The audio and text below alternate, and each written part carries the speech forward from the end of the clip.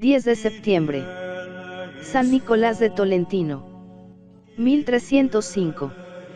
En la semblanza literaria de San Nicolás de Tolentino han influido las dos corrientes espirituales que dieron fisonomía a la orden agustiniana, de que fue miembro la eremítica y la apostólica. Muchos panegiristas le pintan como puro contemplativo, terrible flagelador de la carne, sin guruminerías con la naturaleza lapsa, como amigo de la soledad al escucho de las palabras interiores. Con todo, los testigos más antiguos, es decir, los que hablan en su proceso de canonización, descubierto modernamente, nos dan un santo más humano y social, en diálogo vivo con el mundo de las almas. No hay que decir que nuestras simpatías se van por esta estampa geográfica, más acorde con nuestra sensibilidad moderna y la historia. Nos place saber que San Nicolás se tomaba 3 vasitos de vino muchos días, aunque desvirtuándolo con un poco de agua. Y más que el enfermo inflexible, que para no romper su propósito de abstinencia de carne, contra la prescripción del médico y el mandato del superior, con una bendición hizo volar del plato la perdiz asada que le presentaron, nos atrae el religioso dócil, que gusta un trocito del ave, y el resto lo pasa a otros enfermos del convento. La marca de Ancona, bella región de Italia, asomada al Adriático y oreada con las bendiciones de la Virgen de Loreto, conserva las huellas de la existencia terrena de nuestro santo. En Castel Sant'Angelo, 2 cónyuges, compañón y amada, aureoladas en el citado proceso con alabanzas de vida muy ejemplar, lamentaban el vacío de su hogar. Sábete, Berardo, que mi padre y madre no eran personas de prestigio ni ricas, pero deseaban tener prole. Esta confidencia hizo el mismo santo al amigo que declaró en el proceso. E invocaban con ardor al gran taumaturgo, muy venerado en la región, a cuya tumba peregrinaron juntos, San Nicolás de Bari. Si nos das un varón, lo haremos religioso, si nos das una hija, ella será monja. Y vino el varón de los deseos, y el hijo del milagro, a quien pusieron el nombre de su bienhechor. La nueva criatura fue el ángel del hogar. Yo conocí a Fray Nicolás durante 12 años, y cuando estaba junto a él me parecía un ángel, declara una testigo, por nombre Giovannina. Aunque nos atraen mucho los santos humanos, no se puede negar la existencia de criaturas muy angelicales, como el niño Nicolás. Su primer biógrafo, Fray Pedro de Monterubiano, que le conoció en vida, nos conserva esta noticia. Yo mismo he oído al enfermero que le asistía lo siguiente: un día nuestra conversación recayó sobre la inocencia de los niños y Fray Nicolás me dijo: hermano mío, la inocencia, ¿de qué hablarnos?, se pierde con los años.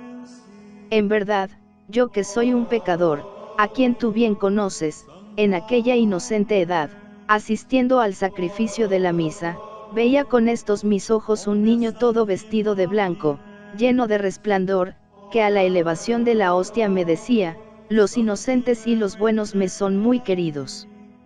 Con los años, quedé privado de aquella visión. Podemos pues hablar de la belleza angelical de la niñez de Nicolás. Y aunque se ocultó el niño blanco de la Eucaristía, no perdió el ampo de su candor. Por eso a los 10 o 12 años, oyendo predicar a Fray Reginaldo de Monterubiano, sintióse atraído por el hábito y la vida de los hijos de San Agustín. Después de 5 años, preparación literaria y moral, hizo probablemente el noviciado en el convento de San Ginés, y al año siguiente la profesión. El estudio, el coro, el trabajo manual eran las ocupaciones ordinarias de los frailes de aquel tiempo. Sobre sus aptitudes mentales nada dicen los testigos del proceso. Mencionan su diligencia: no perdía un momento de tiempo, asegura un testigo. Los mandatos de los superiores los acogía con esta frase: libenter faciam, lo haré con gusto. Se hacen lenguas de la mortificación y abstinencia de la mesa, donde prefería los alimentos vegetales. En los conventos de San Ginés, de Singoli y de Tolentino hizo, seguramente, los estudios, y al fin recibió las órdenes sagradas de manos del obispo de Osimo, tal vez en el año 1269. En los 6 primeros años de su sacerdocio fue conventual en Valmanente, Recanati, Montegiorgio, Playolino, Treia, Montolmo y Fermo. Tal vez sus buenas prendas de predicador fueron la causa de sus viajes y cambios, según opina el padre Concetti. Estando en Valmanente tuvo una visión que da particular color a su fisonomía espiritual. Una noche le despertaron las voces lastimeras de un alma del purgatorio, la de su pariente fray Peregrino de Osimo. Te pido por favor que celebres la misa de difuntos para que me vea libre de las penas que padezco. Excusóse fray Nicolás, por ser a la sazón hebdomadario, encargado de la misa conventual, que debe celebrarse según el rito de cada día. Y entonces fray Peregrino le invitó a dirigir la mirada a la gran llanura que daba a la ciudad de Pésaro, toda ella rebosante de almas en pena que le pedían misericordia. Fray Nicolás tuvo lástima de aquellas pobres almas, y obtenido el conveniente permiso, celebró un septenario de misas por los difuntos, añadiendo grandes penitencias y ayunos en sufragio de las ánimas.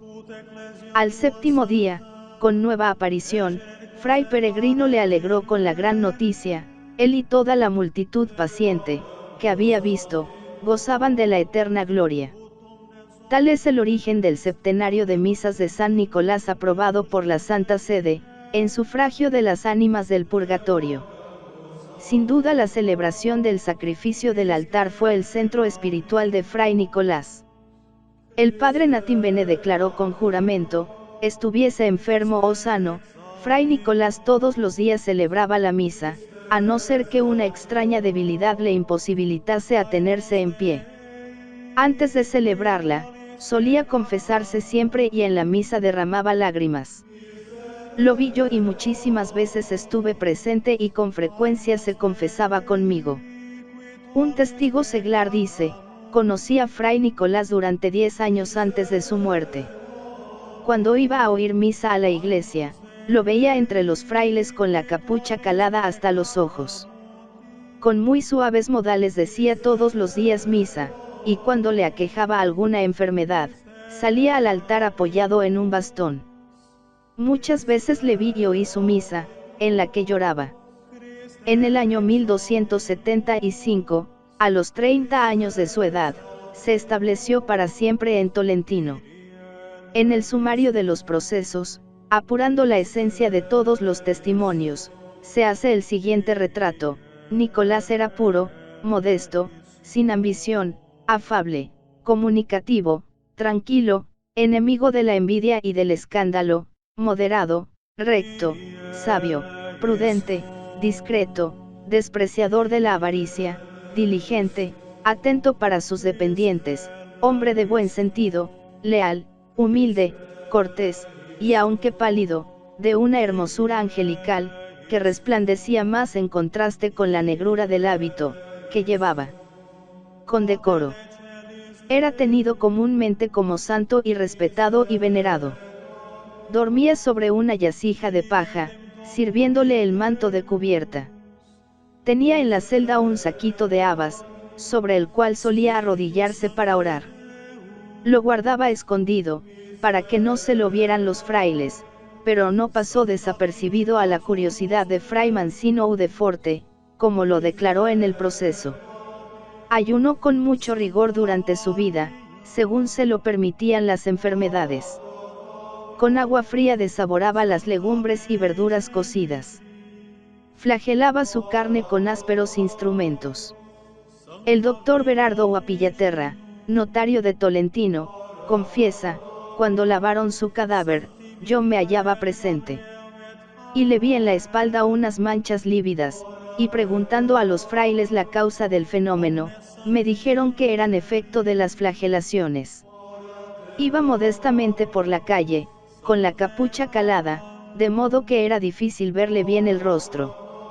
Fray Nicolás fue predicador de mucha reputación y guía de almas muy estimado. Conocía a Fray Nicolás, dice Aldicia Giacomucci, devota suya, más de 10 años. Era sumamente atrayente para los penitentes, a quienes instruía y daba consejos para evitar los pecados, ofreciéndose a hacer penitencia por ellos. Lo sé esto porque muchas veces me confesé con él, y me lo han contado las personas vecinas que también le confesaban sus pecados.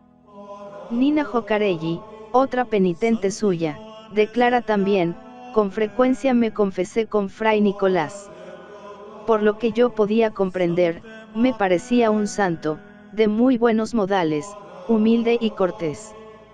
Siempre que me confesaba con él y recibía su bendición, volvía a casa llena de consuelo, y me parecía haber recobrado la agilidad de un pájaro. Imponía ligeras penitencias, porque él mismo se ofrecía a satisfacer por los penitentes.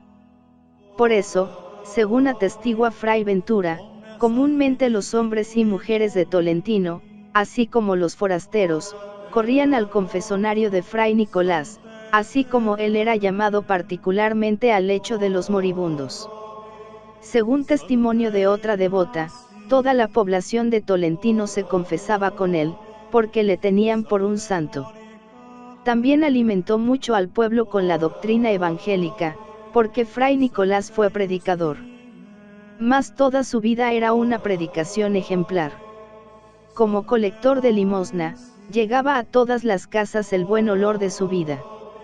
Cuando yo era fraile menor, dice el padre Pedro, obispo de Macerata, muchas veces vi a Fray Nicolás pidiendo pan por las calles de Tolentino.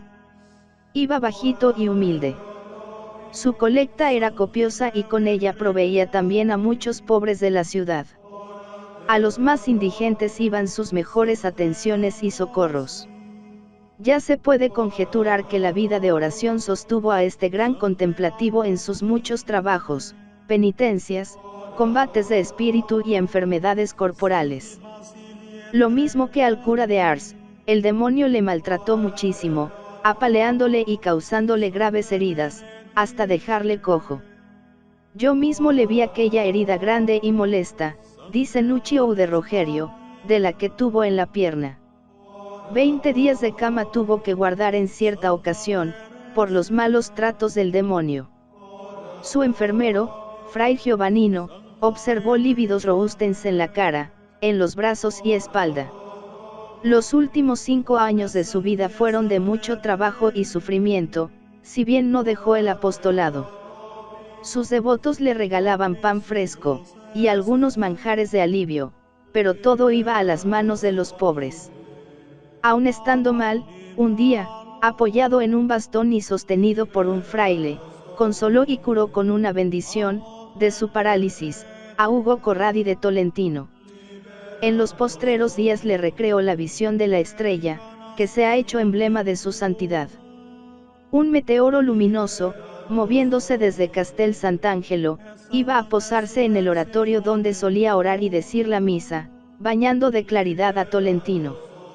Apenas cerraba los ojos, para dormir, volvía a lucir la estrella, anunciando la futura gloria del siervo de Dios y de la ciudad, que vio sus fatigas y heroísmos.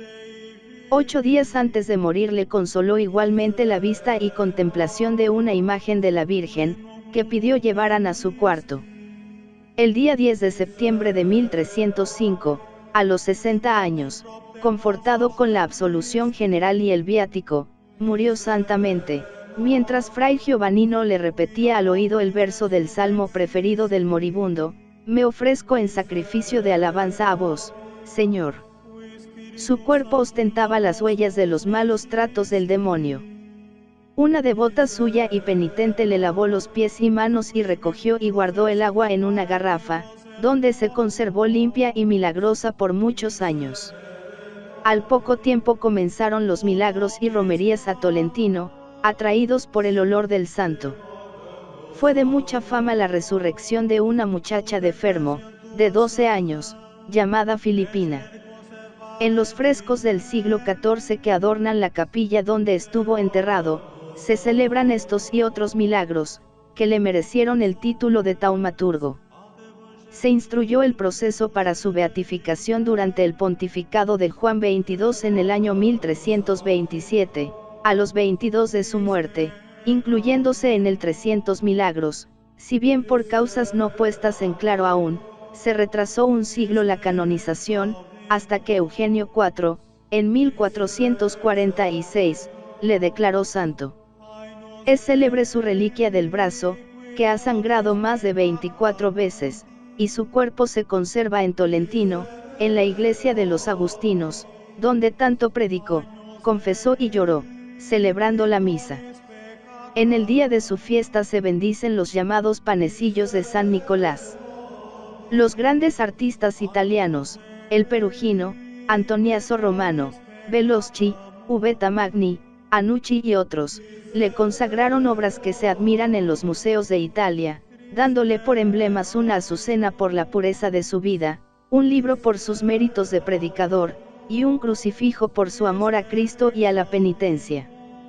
Es abogado de las almas del purgatorio, protector de la Iglesia, a la que amparó en grandes calamidades históricas, haciendo decir al Papa Alejandro VII, Verbi Dei sanguine praedicamus santam et constructam ecclesiamiti sanguine santi Nicolae et protectam, pregonamos que la Iglesia fue fundada con la sangre del Verbo de Dios, y amparada con la sangre de San Nicolás.